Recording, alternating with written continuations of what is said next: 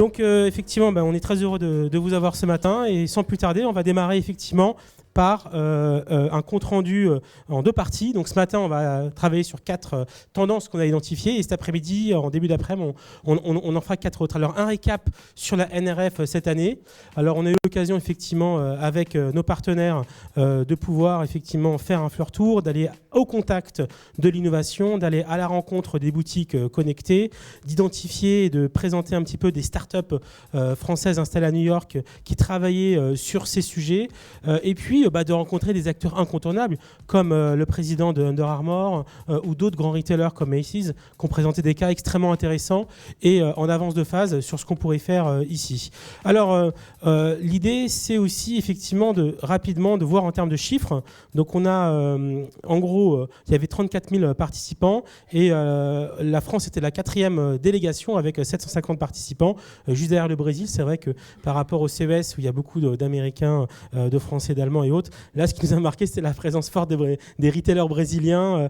Clairement on voit qu'ils sont en train de bouger aussi rapidement et essayer de se transformer aussi, c'était assez intéressant.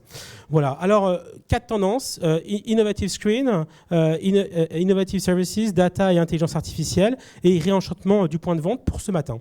Alors, sur la partie des écrans un peu innovants, on a identifié 2-3 prestataires qui ont présenté leurs produits. Alors, c'est assez intéressant parce que 15 jours avant, on était au CES et on voyait du coup le lancement de ces écrans TV transparents. Et 15 jours plus tard, on est à la NRF et on voit l'application business de ces écrans Samsung qui étaient présentés au CES. Donc là, en fait, l'idée, c'est de travailler et de réfléchir à ce qu'on pourrait appeler le in-store retargeting. Donc, on est sur le point de vente et du coup, on se rapproche du produit qu'on pense, qu'on conçoit d'acheter. Et effectivement, on a face à nous un écran transparent, tactile, connecté, qui permet du coup d'interagir avec le produit et d'avoir un peu plus d'informations. Donc là, on peut imaginer du coup un grand nombre d'applications possibles. Vous avez juste au-dessus une petite caméra qui permet éventuellement d'identifier le nombre d'ombres et donc de compter le nombre de personnes qui se présentent.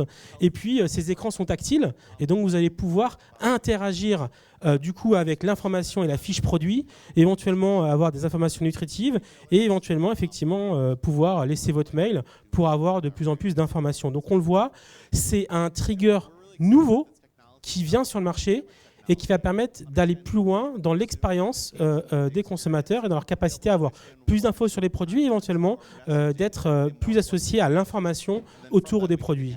Donc ça, c'est une tendance effectivement qu'on a identifiée comme assez intéressante à suivre. Alors, après, il y a effectivement le magasin Louise sur tout ce qui est électroménager. Là, c'est assez intéressant. C'est des problématiques que vous, retailers, vous avez. C'est-à-dire, c'est la reconquête des centres-villes avec des surfaces plus petites et la capacité pour vous de proposer du coup un inventaire élargi grâce à la présence d'écrans connectés géants. Donc là, on a effectivement une vendeuse qui, en magasin, va avoir par exemple 5 machines à laver et qui a dans son store, effectivement, à taille réelle, comme vous pouvez le voir, un nombre assez conséquent de produits qu'elle peut présenter avec un grand nombre de détails et que vous allez pouvoir commander directement avec exactement le même type d'aide et d'accompagnement que vous pourriez avoir si le produit était physiquement en boutique. Donc ça permet, si vous voulez, pour ce magasin sur la 5e avenue, qui est 1/5 de la surface normale qu'il a, parce que c'est un genre de magasin qu'on a plutôt en périphérie des villes, du coup, de combler son manque de taille par un inventaire comme ça qui est présenté de manière interactive sur les écrans, avec un vendeur spécialisé qui peut vous accompagner. Donc c'est une piste qu'on trouve assez intéressante et qu'il faut explorer. Il faut citer le cas de Boulanger en France qui travaille sur ce type de démarche. Alors, c'était complété effectivement aussi par une table tactile, mais qui nous a, à vrai dire, un peu moins convaincus. Bon, il y avait le cas Intel avec le supermarché connecté. Alors, je ne sais pas ceux d'entre vous qui ont eu l'occasion d'aller à Milan à l'Expo Universelle, mais effectivement, il y avait un énorme supermarché Coop du futur qui était fait en partenariat avec Intel, et ça a été l'occasion pour eux de présenter un peu leur vision du supermarché du futur. Donc là, vous avez au-dessus du coup des rangées de produits, vous avez du coup des écrans interactifs interactif. Et en fait, dès que vous enlevez un produit du rayon, c'est détecté par une sorte de Kinect. Et du coup, ça vous donne l'ensemble de l'information sur le produit. Et ça vous permet vraiment d'avoir une expérience assez enrichie en boutique. Et là, sur 2 mètres, il y avait justement un morceau de ce qui avait été présenté à Milan, qui était présenté par Intel. Donc là encore, une vision assez futuriste et assez intéressante du produit. Alors ça, c'est intéressant pour la mode. C'est des écrans en réalité augmentée. Donc en fait, l'idée, c'est que vous allez vouloir essayer par exemple un manteau. Et il s'avère que dans le stock présent en boutique, il n'y a que 2 couleurs. Malheureusement, vous voulez la 3e, évidemment, qui n'est pas disponible. Et donc Myriam propose du coup, en vous présentant devant ce miroir, d'afficher sur vous-même en temps réel le manteau dans la couleur que vous souhaitiez pour voir le rendu. Et si dans ce cas-là, ça vous intéresse, eh vous allez pouvoir l'acheter directement et vous le faire livrer. Voilà, donc ça permet sur la partie mode de reproduire un peu ce qu'on a vu sur la partie produits électroniques et produits bruns. Donc c'est un sujet qui est à mon avis à suivre. Alors Rebecca Minkoff, évidemment, qui a un cas qui est assez connu. C'était intéressant effectivement de retourner sur le cas, de voir effectivement la manière avec laquelle vous allez rentrer dans le magasin de mode. Vous allez sous la forme d'un peu un magazine électronique, surfer et voir un peu les dernières collections sous forme un peu magazine électronique. Il y a quelque chose qui vous plaît, vous identifiez le produit qu'elle porte, vous le sélectionnez et vous dites je veux l'essayer et effectivement un vendeur vous l'amène directement dans votre cabine. Et du coup, vous êtes attendu dans la cabine par le vendeur avec les produits qui sont directement installés. Comme les produits ont une puce RFID sur eux au niveau du prix, du coup, l'écran connecté se déclenche. Il affiche les produits que vous avez réservés. Et là, vous choisissez la lumière du quartier de New York qui vous correspond le mieux pour voir comment, en gros, la veste que vous allez porter se reflète dans la lumière réelle à l'extérieur, en soirée ou à la maison. Donc, c'est un cas réel que vous pouvez voir à Soho. Et évidemment, vous allez, pour faire de l'upsell, les produits associés aux produits que vous avez sélectionnés, que vous allez pouvoir effectivement rajouter dans la boutique. Donc, un cas très intéressant, effectivement, qui a pas mal marqué. Et puis, quand vous finissez, vous rajoutez éventuellement votre email, vous passez au checkout, vous pouvez appeler pour avoir plus de produits, effectivement, la personne qui vous aide dans le magasin, et c'est fini. Voilà. Donc, cas, effectivement, assez intéressant. Alors, après, il y avait effectivement d'autres choses qu'on a vues. Alors, ça, on l'avait vu au CES, c'est une boîte danoise, effectivement, qui propose, sous forme d'hologramme en 3D, d'identifier, déterminer les dimensions physiques d'un produit et qui va créer une animation qui va entourer le produit. Donc sur des produits de luxe, sur du duty free ou autre, ça peut être assez intéressant.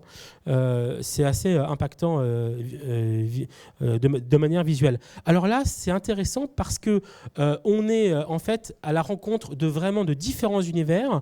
L'idée, c'est de comment on va rendre un meuble du coup de boutique. On va le rendre interactif. Donc on a au-dessus de ce meuble, donc on a des produits qui sont posés, on a au-dessus un écran qui projette une image et qui détecte du coup les mouvements. Donc là en fait, plutôt que vous équiper en électronique sur votre meuble, vous allez rendre ce meuble connecté en ayant un détecteur de mouvement juste au-dessus. Donc là, si par exemple je prends la chaussure, il y a des informations qui vont être projetées à l'endroit où il y avait la chaussure au moment où je l'enlève pour essayer d'avoir plus d'informations et de comprendre plus d'infos sur le produit. Cas très intéressant, Under Armour. Un peu comme on l'a vu en France, il y a des cas, je pense dans la banque ING, où quand vous arrivez sur le site d'ING, vous êtes accueilli par les clients. Là, c'est la même chose. Vous rentrez dans la boutique, on est sur la 5e avenue, ils ont un écran géant monumental, et là, vous êtes accueilli dans la boutique par les clients d'Under Armour qui récupèrent un flux UGC et qui affichent du coup les commentaires des clients qui viennent de partout des États-Unis et qui les affichent du coup en direct sur l'écran. Donc, c'est assez intéressant de voir comment des clients vivent l'expérience Under Armour et participent du coup pour vous à vous engager à rentrer dans cette logique de communauté cas, à mon avis, intéressant à suivre. Alors, le deuxième écran, les deuxièmes enjeux, c'est des services innovants. Donc, on a effectivement identifié Brightbox, qui permet, alors c'était chez Under Armour, mais c'est aussi dans d'autres boutiques, qui permet en fait, en échange de votre email, de débloquer un casier qui permet du coup de recharger votre téléphone pendant en fait votre shopping. Donc, ça marche plutôt bien. Et ça, du coup, génère une base assez intéressante de consommateurs qui sont vraiment sur le store et qui, du coup, vous allez pouvoir après les retargeter en échange du service que vous avez proposé. Là, c'est Best Buy. C'est une première au monde, pratiquement, qui a mis en place un robot qui s'appelle Chloé et qui permet, sur une surface assez étroite de proposer plus de 15 000 produits. Donc vous savez, c'est des produits moins de $100, des DVD, des CD, des goodies produits et autres, qui en général, si on se rappelle de Virgin et autres, sont un peu éparpillés partout, prennent beaucoup de place au sol, ont un taux de rendement au mètre carré qui est plutôt faible. Et bien là, en fait, ils ont 15 000 produits sur à peine 20 mètres carrés. Et le robot va chercher du coup directement le produit que vous souhaitez. C'est ouvert 24 heures sur 24 puisque vous avez des bornes qui sont accessibles depuis un SaaS à l'extérieur.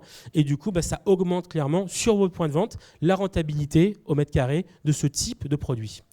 Alors là, on a cette société française très intéressante, PowaTag. Je vais laisser mettre la vidéo, qui permet du coup, via des QR codes, mais aussi via de la reconnaissance d'objets, en un clic, d'identifier le produit et de l'acheter. Donc là, on est par exemple devant une vitrine et on scanne le produit avec juste un appareil et derrière, on identifie le produit.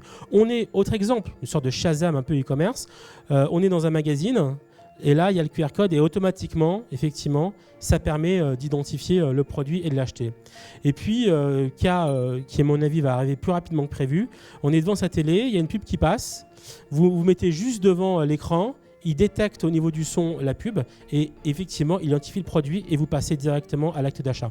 Donc, il y a comme ça beaucoup de raccourcis et beaucoup de nouveaux triggers qui arrivent. On a vu les écrans, on a vu les services, on a vu aussi la reconnaissance vocale ou la reconnaissance visuelle qui vous permettent d'accélérer le funnel de vos clients dans une logique de transformation. Voilà. Alors, effectivement, tout ça, il faut l'intégrer aussi dans 3 grandes tendances qui ont pu être présentées dans le KMSI Salesforce à New York. Il y avait effectivement tout ce qui est ultra-personnalisation du Customer Journey. Il y avait tout ce qui était vraiment expérience intégrée mobile. On a vu vraiment comment le mobile prend un maximum de valeur et d'importance dans l'expérience. Les taux de consultation sont devenus complètement majoritaires. Et puis après, voilà, comment on va gérer l'omnichannel loyalty. C'est un peu les 3 enjeux qu'on a vus dans une logique vraiment d'agilité, dans une logique vraiment où on va essayer d'être assez fin et pour optimiser l'expérience client pratiquement en temps réel. Le KMSI est effectivement intéressant puisqu'il associait ces 3 problématiques. Voilà. Donc on vous recommande d'aller sur notre chaîne YouTube et sur notre site Ubreview. On a eu l'occasion d'interroger directement en vidéo le directeur digital de Macy's qui nous présentait le cas. Donc n'hésitez pas pour plus d'infos à aller le voir.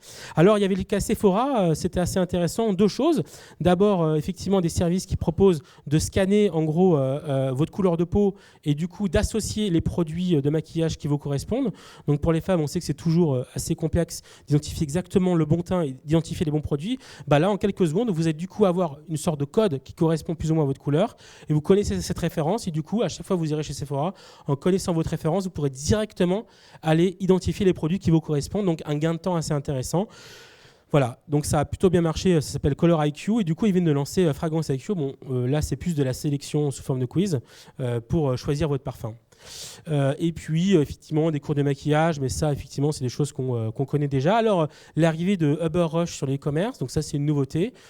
C'est en gros la volonté pour eux de se positionner sur la livraison du produit. Donc il y a beaucoup de boutiques qui commencent à pouvoir faire de la livraison, de la dispo en magasin et du coup avec Uber Rush, Uber pour aller chercher le produit en magasin ou au stock et le livrer directement chez vous. C'est une tendance intéressante effectivement qu'on va commencer à suivre. Et la capacité aussi pour des e-commerçants d'intégrer un bouton Uber dans leur site de magasin pour déclencher à la fois un Uber pour venir vous chercher, vous emmener en magasin et vous ramener du magasin chez vous. Voilà, donc c'est des choses intéressantes à suivre. La 3e tendance, c'est effectivement tout ce qui est data et intelligence artificielle, dans la manière où ça va vous aider, ça va devenir votre shopping assistante. Donc tout d'abord, effectivement, il y a le cas de Watson, donc un cas très intéressant, où en gros l'idée, on le voit ici avec Pepper, l'idée c'est de dire que les objets connectés, tout ce qui va être device d'interaction en magasin, il n'y a plus besoin de mettre toute l'intelligence sur le device. Et ça, c'est très important. C'est l'idée de dire qu'avec le haut débit, on peut mettre l'intelligence à distance et du coup, parce que la bande passante est bonne, il va pouvoir interagir en temps réel et on va pouvoir donner de l'intelligence, distribuer l'intelligence sur justement des devices physiques grâce justement à des outils du type Watson. Donc c'était intéressant. Il y avait pas mal de cas retail qui ont été présentés sur le stand Salesforce. On a fait différentes interviews, on vous les enverra dans le compte-rendu de la journée. Et puis il y a le cas qui a été fait avec cette idée d'intégrer des données externes dans le CRM et intégrer la donnée effectivement à l'intelligence artificielle pour associer données externes, intelligence artificielle et CRM. Il y a un cas qui a été fait qu'on a aussi traité. Ça, c'est effectivement une société qui est spécialisée dans l'intégration de données externes pour donner plus de contexte à la navigation et faire de la recommandation. Et enfin, le 4e point, c'était le réenchantement du point de vente. Alors là, effectivement, il y a pas mal de nouveautés. Tout d'abord, la société 3x1, qui est, alors bon, c'est le jean que je porte, mais ça c'est pour rigoler, qui est une société qui fait des jeans sur mesure, qui fait du demi-mesure et puis aussi du prêt-à-porter, et qui du coup permet en magasin de choisir effectivement le tissu qu'on veut et qui a un atelier directement en magasin et qui va du coup vous livrer le jean en quelques jours sur mesure. Alors là où c'est intéressant, c'est sur la partie e-commerce et en partie fidélisation. Pourquoi ? Parce qu'ils ont exactement vos dimensions. Bon, à part si vous faites des écarts de nourriture, enfin bon, passons. Mais l'idée, c'est que si vous êtes plutôt fixe, ils vont du coup vous recommander à l'année, dans votre taille, un produit basé en termes de design sur ce que vous portez. Et ce qu'ils évoquent, c'est qu'effectivement, les taux de transfo sont très intéressants et ils ont réussi à bien capter à la fois ce que vous aimiez et en ayant votre taille, à proposer des choses très très fines. Donc une approche assez intéressante. Leur baseline de la boutique, c'est Made Here. C'est assez rigolo, mais c'est vrai. C'est vraiment fait devant vous. Le jean est fait devant vous, quoi. Voilà. Alors, effectivement, il y a aussi une grande tendance à la personnalisation en boutique. Donc là, on prend le cas de Converse, mais il y a aussi New Balance, où là, vous allez directement au sous-sol, vous choisissez toutes les pièces de la chaussure et ils vous éditent votre basket. Voilà. Et donc ça aussi, il y a pour tous ces flag stores qui se mettent en place. Donc je pense à nos amis retailers qui sont là ce matin. Dans votre boutique principale, l'occasion pour vous de proposer un produit personnalisé, un produit exclusif, l'occasion clairement d'augmenter le taux de personnes qui viennent sur ce point de vente avec une exclusivité. Et ça marche vraiment très très fort. Après, du coup, il faut quand même réussir à industrialiser la chose parce que ça prend du temps. Le client ne peut pas non plus payer une fortune pour un produit personnalisé. Donc, il y a une balance à identifier. Il y a le retour aussi des collections capsules. Donc on l'a vu effectivement, Nike qui s'est associé à Stone Island et à différentes marques assez connues de mode pour proposer des collections capsules en magasin, donc de manière assez innovante aussi. Et puis Story, la boutique qui se réinvente toutes les 8 semaines. Donc en fait la boutique ferme, ils déconstruisent tout, ils reconstruisent toute la boutique sur un thème différent toutes les 8 semaines. Donc à chaque fois que vous venez, toutes les 8 semaines, vous avez devant vous une nouvelle boutique. Elle garde son nom, Story, mais effectivement à l'intérieur, tout a changé. Donc là, on était autour du thème du relax, et donc on avait un ensemble de produits innovants, un peu à la Colette pour ceux qui connaissent. Et la seule différence, c'est que toutes les 8 semaines, ils changent de thème et ils changent complètement la boutique. Donc c'est intéressant comme expérience à vivre. Et puis là, on est au croisement entre la galerie d'art et la boutique, avec pareil, comme on change une galerie avec de nouvelles collections d'œuvres, et ben là, une galerie qui effectivement s'est positionnée sur la vente de produits de mode féminin et qui effectivement change tous les 3 mois. Alors on a effectivement pour conclure deux choses. D'abord la marque Hartmann qui propose des tables connectées et qui permet du coup des interactions sonores et visuelles en boutique, qui est assez proche du coup de son univers. Et puis enfin, donc la boîte australienne qu'on a vue, qui va essayer de concurrencer Nespresso sur le thé, avec un design hyper disruptif, avec un grand choix de thé, avec tout un écosystème de produits, de services autour du thé. Ils sont super innovants et donc T2, je vous recommande vraiment de les suivre parce que je pense que ça va débarquer un jour ou l'autre ici et ils ont vraiment un truc vraiment fort et un concept assez porteur. Je vous remercie beaucoup et la suite cet après-midi.